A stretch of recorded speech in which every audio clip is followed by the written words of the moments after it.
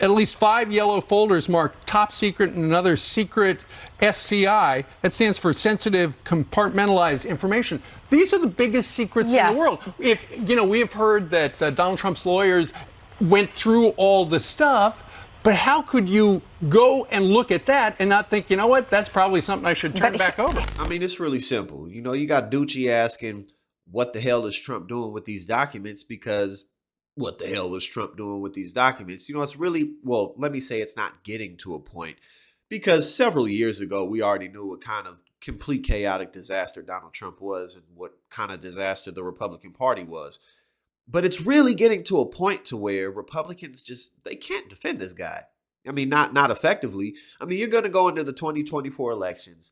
All this stuff that happened with the FBI raid, right? Him being impeached twice. Oh, let's see. The insurrection investigations, the investigations on the Trump organization, the investigations on tax fraud.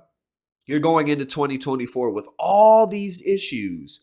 You can't even let Ron DeSantis get up.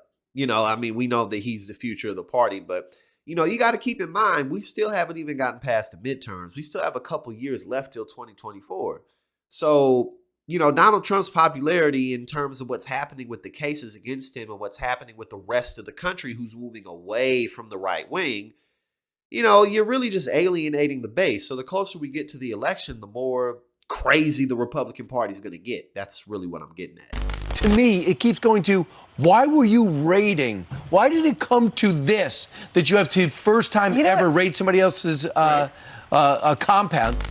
I mean, what are Republicans going to run on for 2024? They can't talk about gas prices, at least not right now, because gas prices, for the most part, have stabilized. Inflation is a problem the entire world is experiencing, so that's not completely isolated here. Student loan forgiveness is very popular.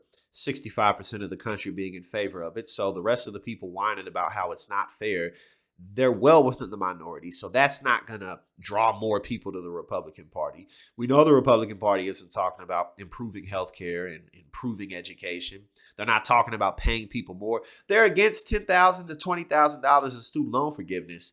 So they're definitely not in favor of improving, anything to do with our debt whatsoever. So it's like, what are you going to run on? What are you guys going to run on?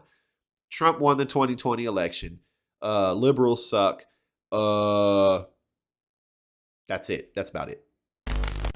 For some reason, one of the Trump lawyers prohibited the government agents from looking inside any of the boxes that remained in the storage room.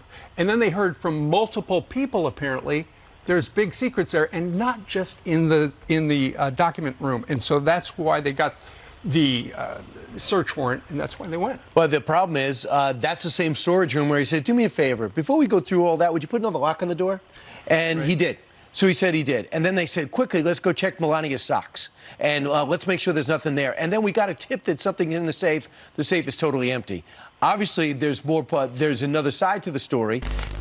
But, I think the red wave prediction, that's not happening. If that was going to happen, then the midterms that we've had, before November would have turned out a lot differently. And again, the Roe v. Wade decision, the Republicans really screwed themselves with that. Because as I've said many times, as the horror stories continue to pile up, as that continues to impact conservatives who aren't in crazy MAGA land, the Republican Party is just going to, just bleed support. They just are. And it may be slow, but that's the situation that they're in. So, as I always say, let's take advantage. Let's do what we got to do. Let's make sure that we can take advantage of this situation to put better Democrats in office. Because when everything's collapsing, that's when there's the most opportunity.